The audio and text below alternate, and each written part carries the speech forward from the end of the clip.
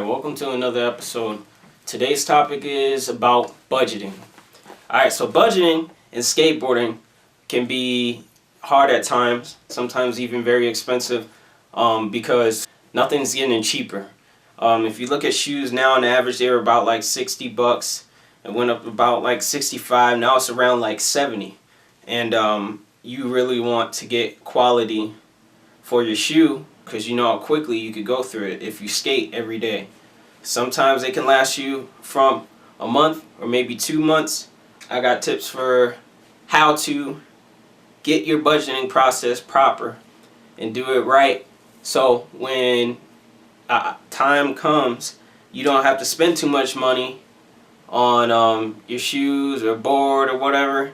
If you go through boards a lot or whatever, then see what works for you on that, because there's sale prices on stuff. Like if you go to your local skate shop, see what they have on sale. They have sales for like other boards that have been sitting there a while, but they probably might be warped. Shop decks are a good investment too. The quality can be different, and it varies for skate shops for what the boards might be. Some might have the best, some might have the worst. But boards are standard, about like $50-$55. We usually don't have too much of a problem with that, unless, man, you just really good at breaking boards or something. You might have to invest in that new technology with the fiber stuff, carbon fiber and Kevlar in your board or something. Wheels can last you a long time. I wouldn't worry about that too much. Like, it's pretty forgiving if you skate in the park a lot. They won't like get smaller on you as fast. But the more street skating you do, they will start to run out, because you know you got the uneven ground, not always smooth concrete and whatever.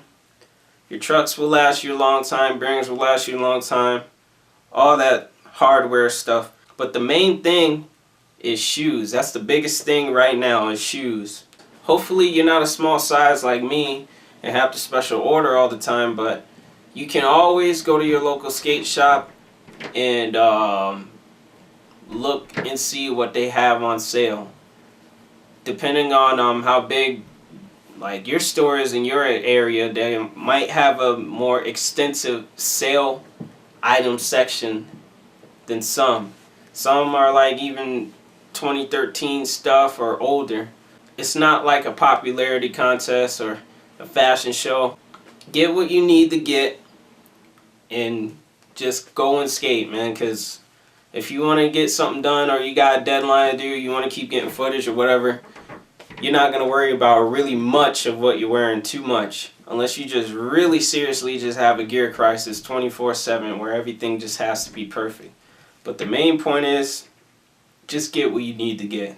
If you can get that and get it out the way, you're good. Work around sale item stuff and just keep saving your money all the time. Like, always put your money aside, because you know you're going to need something for your skateboard or for yourself, something. Because when you start spending it all on like food all the time and whatever random shit that you don't regularly need too much, then you'll be looking funny when you don't have anything. You'll be asking for old product and stuff from other people.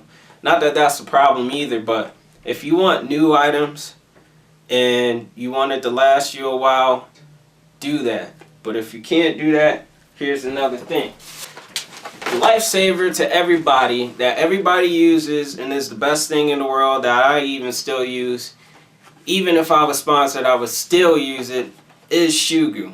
Now, shoe glue you can get anywhere from probably like a local hardware store. You could go to Walmart, probably Home Depot, Lowe's, whatever. Your skate shop even has some, but if not, those are other places you can get them. Basically, for the toe cap area, you want to just try to do a small layer of that and cover the stitching too, because that's where it starts to unfold and then peel down and then work its way out like that and start to split towards the middle from your kick flips and stuff like that. Some people just avoid kick flips just to keep their shoe from messing up the whole stitching or what have you. But not only that, also, like if you want to put on around your shoelace, unless they got lace loops that are on the inside, the hidden ones. I don't know if they still do that anymore, but that's like was a good thing to do at the time when they were making a lot of those. Just put it around the edge of your shoelace and everything like that to keep it from ripping. Shoe glue is one of the best things to use. Get a good look at it. You know, I hope you can see it, so that you can get that stuff for yourself, because it's definitely a good investment. You don't need a lot. Just use a little bit. It takes about 10 minutes to dry. If you let it sit for like the whole night, then it's really good. Focus on putting it on there before your shoe starts to rip. It's kind of, you could do it after it rips, but if you want to keep it from tearing more, just try to do it before, and just, you know, regularly, every few amount of days when you see it coming off, just apply a little more on. You don't need a lot. It's like this. It works perfect for your board and everything. It won't make a difference. If anything, it makes it more grippier. It makes it better for you, and just saves your shoe. Doesn't make it look as nice, but some people do neater jobs than others. Another thing is, I got this idea from Joey Brzezinski. This is Crazy Glue. And what he did with that is basically he would put it on the seam of the shoe. And if you don't know what the seam is, once again, it's that stitching line. He basically just crazy glued that around there, and it would just last longer. I believe the only difference is, you know, it'll just wear off, you know, your suede or whatever. But I don't know exactly if he put it on the suede too. I just saw him put it on like the seam of the shoe and stuff like that. But if you want to, you can. I'll probably try it both ways anyway, because like I said, I'm budgeting it too. So yeah, I need to save my money. So step one, you know, have shoes that are on sale if you can get some in your size. Unless you're a small size, then you have to special order. 2, get some shoe glue or crazy glue or both. 3, try to apply it before your shoe starts to tear to make it last longer.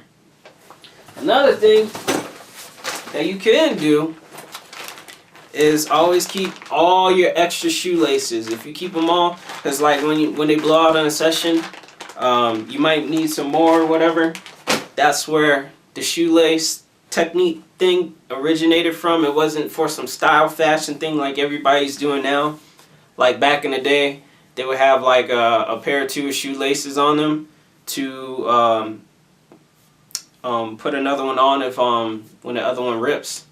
And that's how that started. What else is there I can tell you? We got shoelaces.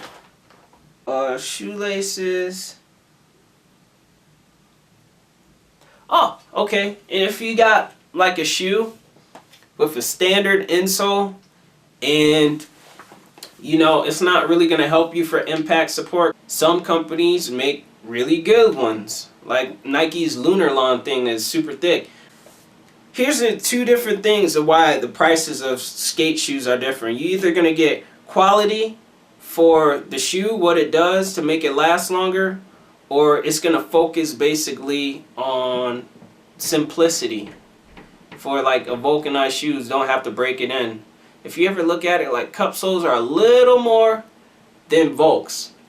Reason being is because cup soles are more welly rounded shoe to that's been further processed and can't find the word. What is the word? It's been more like put work into it. Now the Volk shoes are just simple, simplistic stuff to where they put the suede on there, put the vulcanized rubber around, got your insole, your laces, bam, that's it. You don't gotta break it in, you just put it on and it's ready to skate.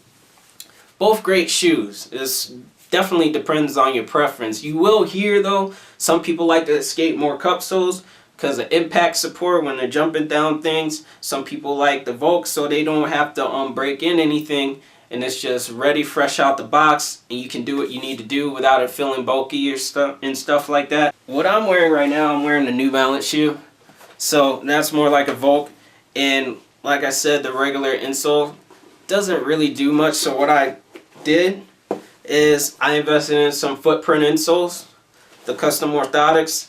If you don't know what that is, I'm gonna put all the links and stuff in the description for stuff that you could use to keep yourself looking good. But footprint insoles, definitely great for impact, great for work, great if you have injuries or recovering from injuries. If you have something wrong with your knees or back, things like that, it kind of puts you back aligned, support your arch of your foot, whereas the focus is for when you're skateboarding, like when you that impact, you feel it, you're gonna feel that all through your foot, and it has most of the like memory foam in the arch to absorb the impact, because that impact travels up to your knees, it travels to your back. Trust me, you'll feel it. Like even off something small, when you jump down something and think you can take it and just go instead of like rolling properly and everything, you will feel it in your back, your knees, and it does not feel nice. I don't like it. But I do like jumping down stuff though. There's a safe way to do everything. So with that, let's go. We can add that to the list too. You can invest in some footprint insoles. Some are cheaper than others. I paid like 19-20 bucks for these. These are the Jaws Pro model. Or like I said, the Custom Orthotics like I got, that's more like 24-34 bucks. But they're always having discounts and deals all the time, so definitely check them out. I will put their link in there. And if you want to find some shoes that are on sale, but you can't find them at your skate shop, there's another skate shop, local skate shop in Kansas that has a good extensive sale item shoes and very good stuff. None of that old stuff.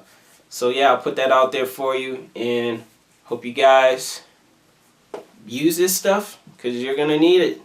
Trust me. I gotta go to work. See you next episode. This is Skate Etiquette. Peace.